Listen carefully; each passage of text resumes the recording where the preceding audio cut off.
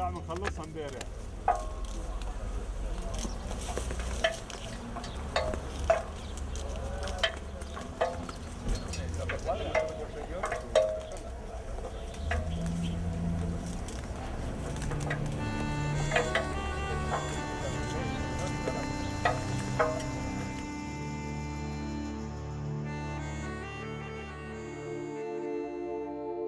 Estamos en la mitad del estudio de los milagros de Jesús, que consta de 6 partes.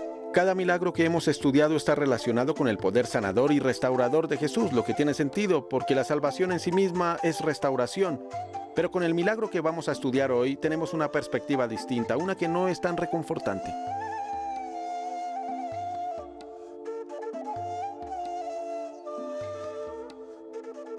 Estoy en el Monte de los Olivos, que da hacia el Valle Kidrón. Detrás de mí está el extremo oriental de la ciudad antigua de Jerusalén. A cierta distancia se alcanzan a ver las puertas orientales. Pocos lugares fueron tan importantes para la vida y el ministerio de Jesús como este. De hecho, en la víspera de hacer la entrada triunfal a la ciudad de Jerusalén, Jesús estuvo en esta cima de la montaña en la ciudad de Betania. Al subir a la montaña podía ver toda la ciudad frente a él. Era una ciudad que Dios deseaba que tuviera fruto en todo aspecto, que fuera fiel en todas las áreas. Pero era una ciudad que rechazaba a los mensajeros de Dios, ya que mandaron a prisión a algunos y mataron a otros. Jesús sabía que enfrentaría el mismo destino, pero también sabía otra cosa, que su venida provocaría un juicio sobre esta ciudad. Cuando subió a la montaña y volvió a bajar al valle, vio una higuera. Era primavera, así que los árboles estaban llenos de hojas y desde cierta distancia parecía que tenían frutos, pero al verlos de cerca se podía ver que no había un fruto real. Muy parecido a lo que sucedía con Jerusalén. Fue aquí, en este valle, que Jesús hizo algo que los profetas antiguos habían hecho antes. Convirtió su mensaje en una imagen y maldijo la higuera que se marchitó y murió, un trágico retrato del futuro que le esperaba a la ciudad de Jerusalén, al templo y a su pueblo.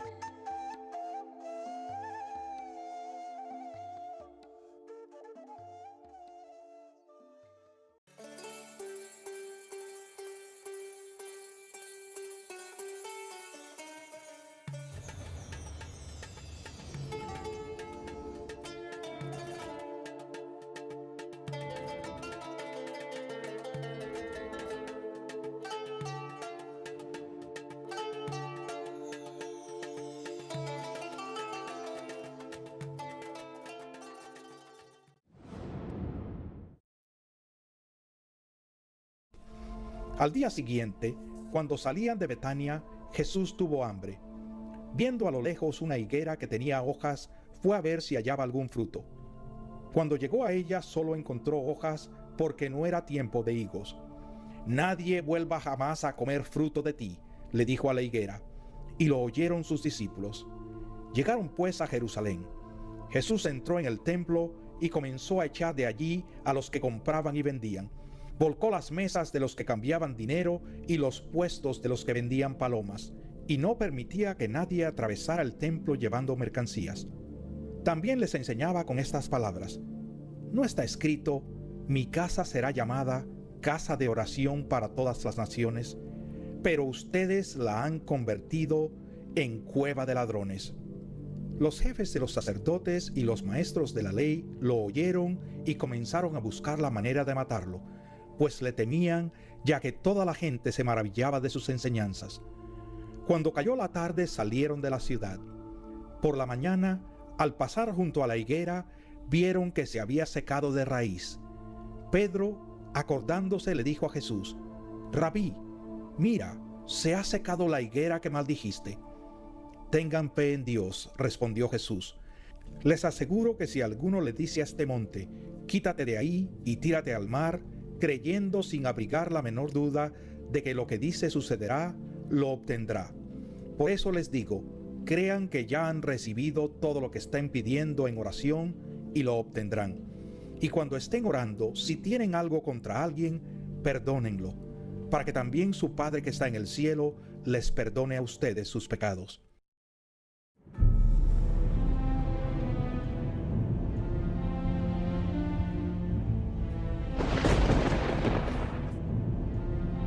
Hace algunos años me encontraba sentado a la mesa. Miraba una horrible tormenta que venía hacia el valle y veía unas rocas. Luego vi como un rayo cayó sobre un árbol.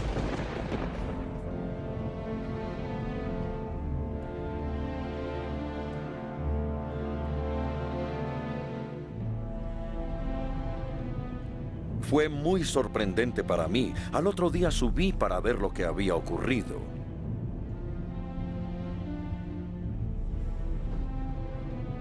El árbol aún conservaba su color verde, pero 2 o 3 años después murió. Y ahora pueden ver ustedes cómo quedó.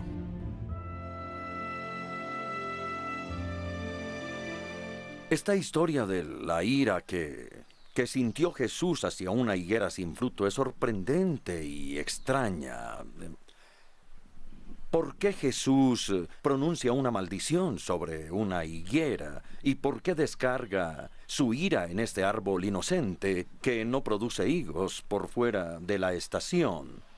Me parece extraño que Jesús utilizara su poder sobrenatural para arremeter contra este desafortunado árbol, cuando pudo haber utilizado ese poder quizá para haber producido una excelente cosecha. Y bueno, uno se pregunta si era que Jesús estaba estresado. Quizá no se tomó un café esa mañana y es como si uno se levantara en la mañana, el auto no encendiera y uno maldijera diciendo que nunca nadie más te vuelva a conducir y que esto se cumpliera. En esta historia, al día siguiente, cuando los discípulos de Jesús pasaron por esta área, quedaron totalmente asombrados al ver la higuera. Recordaron lo que Jesús había hecho y entonces Pedro miró la higuera y dijo: Señor, mira, se ha secado la higuera que tú maldijiste, está totalmente seca. Ahora, bien, esta es la única vez que Jesús utilizó su poder para destruir la vida, aparte de cuando Jesús destruía a los demonios. Y eso hace que sea un incidente extraño. Pero entre la maldición de la higuera, porque no tenía frutos y el momento en el que la higuera se seca, Jesús va al templo y comienza a volcar todas las mesas de los que vendían animales y de los que cambiaban dinero e impide la entrada al templo de los que llevan mercancías. Algunas personas le llaman a este suceso la pataleta del templo. Pero aquí Jesús jamás pierde los estribos en ningún momento, como en efecto tampoco los pierde cuando maldice la higuera. Debemos entender nosotros entonces cómo estas dos historias encajan y qué era lo que quería Jesús. Primero, cuando Jesús entró en el templo, no es probable que haya quedado sorprendido por la actividad comercial que encontró allí. Esta actividad no ocurría en lo que se llamaba el patio de los gentiles, ni en el patio del templo, sino probablemente en la columnata real, que era una edificación en el templo, a donde se podía ir y bien comprar un animal para el sacrificio, si se necesitaba para expiar algún pecado, o se podía cambiar el dinero por dinero santo, porque la verdad es que uno no podía ir al templo y utilizar cualquier tipo de dinero, no, tenía que ser dinero designado como dinero santo, exactamente. Por ejemplo, los hombres israelitas mayores de 21 años tenían que pagar el impuesto anual de medio ciclo y ese impuesto de medio ciclo tenía que ser pagado en cierto tipo de moneda específica. Y entonces la gente iba y tenía que cambiar el dinero por esa moneda especial, y es interesante que ese impuesto de medio ciclo financiaba el sacrificio matutino para la expiación de pecados y también el sacrificio vespertino para la expiación de pecados que se hacía sin falta todos los días. Aquí no se trata de que Jesús esté molesto porque los que cambian dinero estén abusando de las personas al cobrar demasiados intereses ni nada por el estilo, no. Porque el texto dice que Él echó de allí a los que compraban y también a los que vendían. También es interesante que muchas traducciones dicen que Él no permitía que nadie atravesara el templo llevando ningún tipo de mercancías. Parecía que estuvieran utilizando el templo como una especie de atajo. Pero el griego es muy claro y dice que él no permitía que llevaran ningún utensilio al templo y, bien, yo creo que los utensilios se refieren a las cosas relacionadas con el culto sacrificial del templo. Si miramos Isaías 52:11, habla de los utensilios para el pan, los utensilios para el aceite, los utensilios para el incienso, y Jesús lo que hace es impedir que las personas que llevan esos utensilios entren al templo. ¿Por qué Jesús hizo eso? Recuerden que dije hace un momento que no es que él estuviera molesto porque esto estuviese ocurriendo en el templo, no. Porque el templo es un lugar de sacrificio y no puede haber sacrificio sin tener animales que sacrificar, ni puede haber sacrificios sin algún tipo de apoyo financiero para los sacrificios, y no puede haber sacrificios sin tener los utensilios. Entonces yo no creo que Jesús estuviera molesto por este tipo de cosas, para nada. Es como si alguien fuera a nuestra iglesia o Jesús entrara a la sala de la iglesia y entonces viera que allí hay un bingo o como si fuera otra sala y encontrara bandas adhesivas. Yo no creo que Jesús, en un celo, digamos, reformador, intentara transformar el templo en algo que debería ser algo más santo. Porque en el capítulo 13, más adelante, en el Evangelio de Marcos, los discípulos salen del templo, miran los grandiosos edificios y entonces dicen, «Oh Dios, mira lo grandiosos que son». Y entonces Jesús respondió que esos edificios iban a ser destruidos y que no quedaría piedra sobre piedra. Entonces Jesús no está tratando de reformar el templo para darle un servicio más santo a Dios, de ninguna manera. Tampoco está tratando de establecer un lugar callado en el patio donde los gentiles puedan ir y orar. Las personas llaman a este lugar el patio de los gentiles, pero los judíos se refieren a este sitio como el lugar del que los gentiles no pueden pasar, y hay una pared, un parapeto alrededor del santuario que tenía avisos en todos los puntos de entrada, avisos que decían, ningún gentil puede pasar de este punto, y en efecto, el gentil que osara pasar de allí se arriesgaba indudablemente a morir. El templo tenía todas esas barreras. Tenía el patio del que los gentiles no podían pasar. Estaba el patio de las mujeres, también estaba el patio de los hombres, y luego el lugar a donde podía ir el sacerdote, el lugar santísimo a donde el sumo sacerdote podía entrar solo una vez al año, el día de la expiación. Entonces, ¿qué es lo que hace Jesús al volcar todas las mesas y echar a los que estaban vendiendo los animales? Ahora bien, en mi opinión, él está mostrando exactamente lo que está sucediendo allí en el templo. Cuando no se puede cambiar el dinero por dinero santo para apoyar los sacrificios del templo deben parar. Si se sacan los animales que van a ser ofrecidos en sacrificio, no puede haber sacrificios y se impide que los utensilios sean ingresados. Y yo creo que lo que Jesús está haciendo es pronunciar un juicio. Las acciones hablan más fuerte que las palabras, pero no siempre hablan tan claro. Solo imaginemos lo que alguien podría decir si un profeta o un hombre santo entrara en la iglesia y empezara a volcar la mesa de la comunión o derribara las bandejas de la ofrenda o pateara el púlpito. Si alguien estuviera viendo esto, podría pensar que la persona está totalmente loca y que hay que llamar a la policía. O que la persona está pronunciando un juicio sobre lo que Dios piensa que está sucediendo.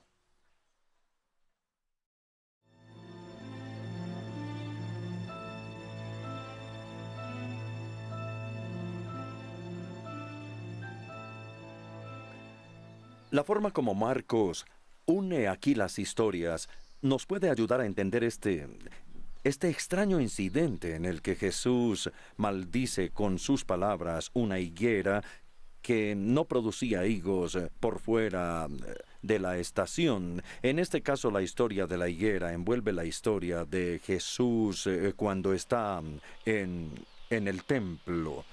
Esto es llamado algunas veces la técnica de los paréntesis o del sándwich. Y Marcos cuenta la historia en el siguiente orden. Primero está el incidente de la higuera, luego el del templo y luego regresa al de la higuera. Lo que esto significa es que Marcos no quiere que leamos las historias de manera independiente, sino que de alguna forma ellas comparten un punto similar, de modo que hay que leerlas juntas siempre. Y lo interesante es que la historia de la maldición de la higuera no es llamada la purificación de la higuera, porque la higuera no es podada, no es arreglada para que en un futuro pueda producir higos. La higuera es maldecida, y entonces quizá es mejor que pensemos en el incidente del templo como la maldición del templo y no como la purificación del templo. Jesús va y obra como un profeta y pronuncia un juicio, el juicio de Dios sobre lo que sucede en este templo. He dicho que las acciones hablan más fuerte que las palabras, pero no siempre hablan tan claro. El incidente de la higuera que los discípulos presenciaron dramatiza lo que Jesús estaba haciendo en el templo.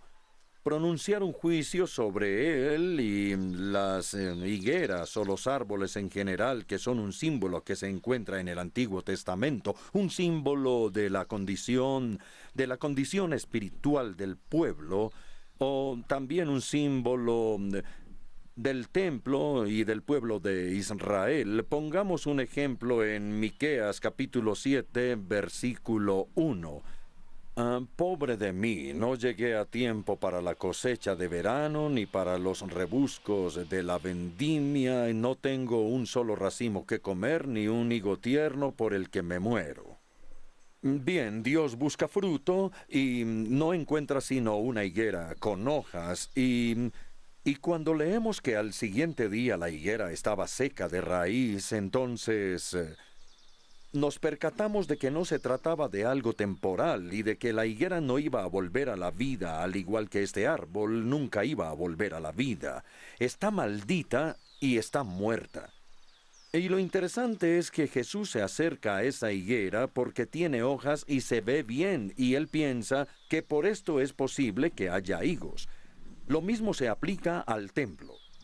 Al llegar al templo uno queda sorprendido por el edificio tan grandioso, por el oro y por el resplandeciente mármol blanco que brilla con el sol palestino. Uno veía la gran cantidad de gente que había allí en el templo.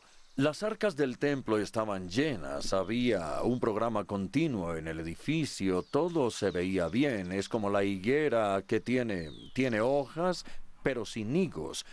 Como reza el dicho tejano, hay sombreros, pero no hay ganado. Lo interesante es que Jesús dice, o la versión dice, que la higuera no daba frutos por fuera de la estación, pero la palabra que se utiliza allí no es el término botánico normal para estación. La palabra para estación es un término que Marcos utiliza en el capítulo 1 sobre el tiempo en el que Dios se mueve. Y en el capítulo 1, versículo 14, después de que Juan ha sido encarcelado, Jesús predica y dice, se ha cumplido el tiempo en el que el reino de Dios está cerca. Aquí se habla de un tiempo especial en el que la verdad es que el reino de Dios se mueve, y ese tiempo no se aplica más al templo, y el tiempo del templo sin fruto se ha acabado. Yo creo que lo que Marcos intenta decirnos al poner estas dos historias juntas y envolver la historia de la higuera alrededor del incidente del templo, es que lo que pasó a la higuera es lo que le va a pasar al templo, que Jesús viene al templo con premeditación y pronuncia un juicio sobre el sistema sacrificial y lo que está sucediendo.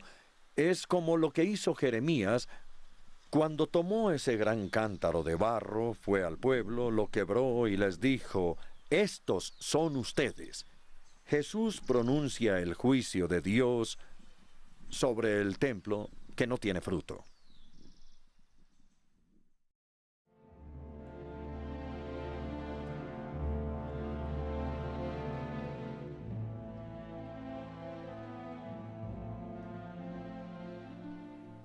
Lo que le ocurrió a la higuera que fue maldecida y marchita es como lo que le sucedió a este pino que hay detrás de mí. Jesús utiliza una drástica ilustración de lo que le iba a pasar al templo. Los sacrificios de los animales iban a terminar porque Dios pretendía que dichos sacrificios fueran reemplazados por un solo sacrificio. En vez de los animales, se daría el sacrificio del Hijo de Dios que se ofrecería como expiación por los pecados, y Jesús volcó las mesas de quienes cambiaban dinero porque pretendía levantar una mesa diferente, la mesa del Señor en la cena. Los sacrificios para Dios ya no vendrían en forma de cabras, de corderos, tampoco en forma de palomas y ese tipo de animales, sino que el centro de la salvación y de la relación con Dios cambiaría del templo a Jesús. Y es por eso que Marcos nos dice que cuando Jesús murió en la cruz, el velo del templo se rasgó de arriba abajo. Marcos no nos da esa información para que sepamos que el templo tenía un problema, sino que es una declaración teológica para decir que Dios ya no va a poder ser separado de la gente, que Dios ya no va a ser confinado simplemente a un templo, que ya no tiene que mediar la intercesión de un sacerdote y que ya no va a haber barreras en las que se tiene el patio de los gentiles del cual ellos no deben pasar, o el patio de las mujeres, o el patio de los hombres y el sacerdote, sino que las personas tendrán acceso directo a Dios a través de Jesucristo. Nuestros pecados son lavados a través del Cordero de Dios, el Hijo de Dios. Es interesante que cuando Jesús está en el templo, volcando las cosas, dice una cita de la Escritura, y solo cita un versículo que viene de Isaías 56:7 y que dice: «Mi casa será llamada casa de oración para todas las naciones». Y es importante leer todo el contexto de estos versículos porque las personas de la época de Jesús entendían el contexto como lo entienden las personas de la época de hoy y recordarían la canción de un programa de televisión y a todos sus personajes, de modo que ellos se sabían la Biblia al derecho y al revés. Y cuando vemos el libro de Isaías, en el contexto de Isaías 56, dice cosas como: «El extranjero que por su propia voluntad se ha unido al Señor, no debe decir: el Señor me excluirá de su pueblo. Tampoco debe decir el eunuco: no soy más que un árbol seco». A los eunucos ni siquiera se les permitía entrar al templo. Y cuando Jesús dice: «Mi casa será llamada casa de oración para todas las naciones», deja en claro que el templo debe estar abierto como el lugar de Dios donde uno adora a Dios, debe estar abierto a todo el mundo. Porque Jesús en su ministerio mostró amor por todos. Tocó a los leprosos, alcanzó a las mujeres que sufrían de flujo de sangre, a todos los que básicamente eran considerados intocables, a aquellos que no podían entrar al templo, y los llevó a su amor que incluía todo el mundo. Y la iglesia de hoy tiene que repetir ese patrón de alcanzar a todos y traerlos a ella. Jesús también cita a Jeremías 7:11 al decir que han convertido su casa en una cueva de ladrones. Y cuando pensamos en esto, ¿dónde roban los ladrones?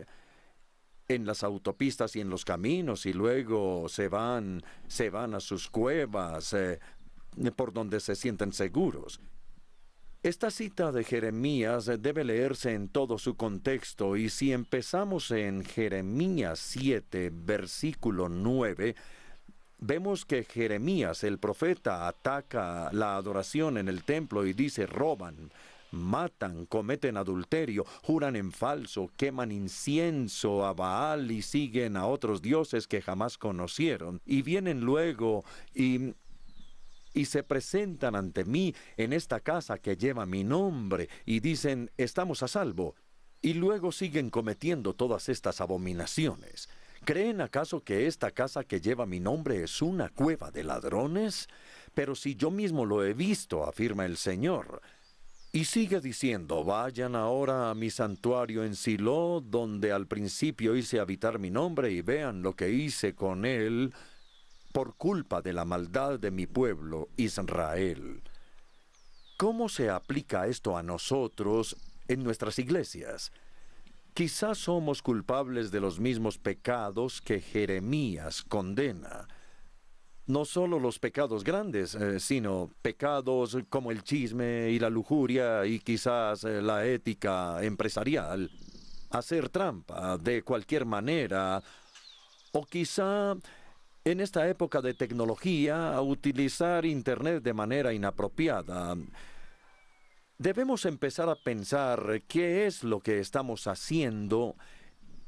¿Qué estamos haciendo en el mundo para después venir a la iglesia y sentirnos seguros? Como dice el antiguo himno, confiados en los brazos eternos, protegidos de cualquier problema, pero el texto dice que Dios ha estado mirando. Y cuando Él venga, ¿qué va a encontrar?